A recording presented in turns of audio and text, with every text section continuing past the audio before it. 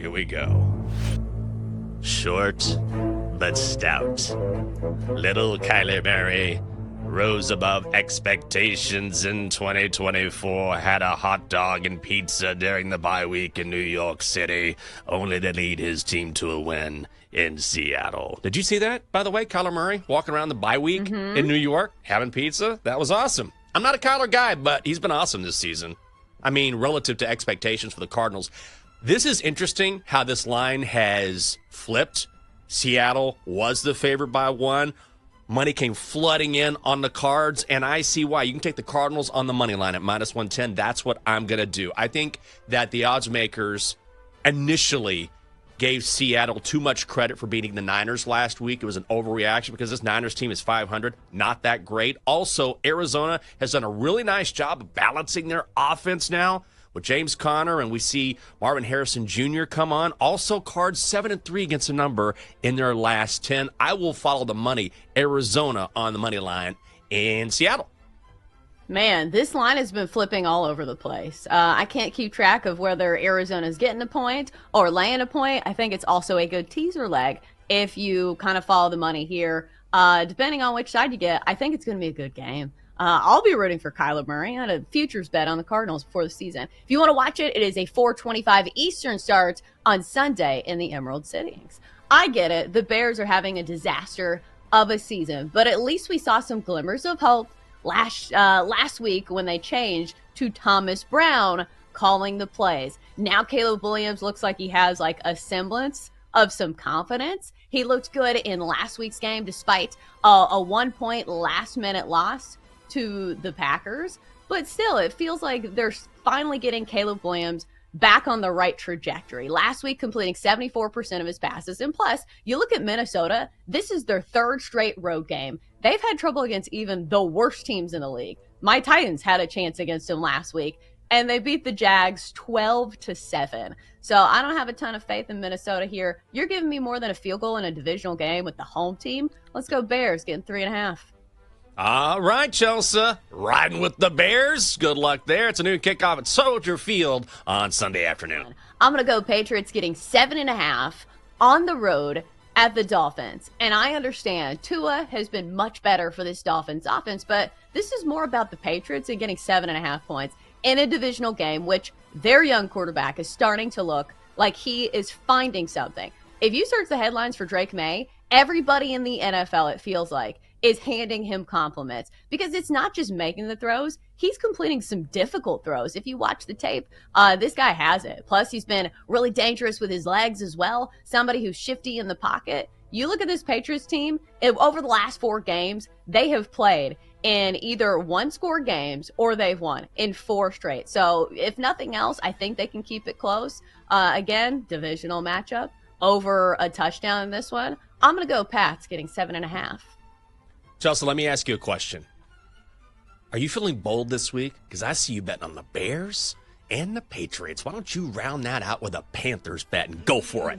Yeah, the trifecta. I mean, the Panthers are getting, 11 points? I know. Maybe you could tell me. I don't know. I just think it's tough. And we see how these divisional matchups go, like we saw last night. So yeah. I think that's a good angle, especially when you're getting over key numbers. Over 3.5, over 7.5. Yeah, I like those. Bears, Patriots, Panthers, money line parlay. Just do it. Go all in on the bad teams. I mean, these are big numbers. So at some point, especially when you're getting over a key number like you're talking about, I totally get that. Good luck. It is the Patriots and the Fins taking the field at Hard Rock Stadium at 1 o'clock on Sunday. Lions and Colts over 50.5 points. This is what the Lions do. When they're up by 10, they're like, let's go up 20. When they're up 20, they're like, let's go up 30. How about 40? Can we drop a 50 burger on someone? The Lions don't stop scoring. They will not quit. If they're up by 25, they're going to keep throwing the ball. They just want to hammer opponents, and I love that about them. That's why the over is hit in 5 of their last 7 games. Also, this game is in Indianapolis, which means the Lions get to play on turf. And for most teams, that's not a big deal. But for the Lions, their record indoors on turf is ridiculous. I don't have the numbers in front of me. I'm not really a numbers guy. You can look it up, but they are great on turf because they have so much speed. I mean, they dropped 50 on Jacksonville alone last week. I think we get a ton of points again. Number has ticked up as well, so we got the money going in our favor. I'll go over 50.5 between the Lions and the Colts. Yeah, I like that one. If you're into totals, that looks like a good one. If you want to watch it, should be a lot of points. Lions and Colts meeting at Lucas Oil Stadium, 1:05 Eastern on Sunday afternoon. I don't really love this one, Surgeon General's warning, but I'm going to go with it for my final pick of our pick six. I'm going to go Bucks Giants under 41, and this is banking on how bad the Giants have been in the red zone so far this season. If you look at red zone numbers at scoring touchdowns, the Giants rank dead last in the NFL. So when you're playing totals and you want overs, you need touchdowns. You do not need field goals. And if you have a team that's only scoring touchdowns on 39% of their trips to the red zone, I feel like that goes, with the under. And we've seen that for the Giants this year. They've been one of the hottest teams to the under all season long. If you look at them at home, they're 4-1 to the under when playing at the Meadowlands this week. Now, the X factor certainly is Tampa Bay. We know they can put up points, and it does look like Mike Evans should be back in the lineup. But this is a Giants team that surprisingly is a good defense in the red zone. If you look at red zone numbers for opponent touchdown scoring percentage, the Giants are in the top 5. Maybe the one good thing that the Giants can do this year. I'm going to go with the under 41 between the Giants and the Bucks. Tommy Cutlets, all right, taking the field. How is Texas A&M only laying 2.5 against a bad Auburn team? Like, the only thing I can think of is I'm pretty sure that this is a night game, and I know Auburn is desperate for a win, but does this line seem suspect to you? Oh, yeah, in a big way. Auburn stinks. And also, when you look at the most publicly bet games, this is number 2 behind Bama, I think. Like, this is getting something like 80% of the money from the public, which is a bad sign. Also, the Aggies are not good against the number. Going back to last season, 3-10 against the spread in their last 13.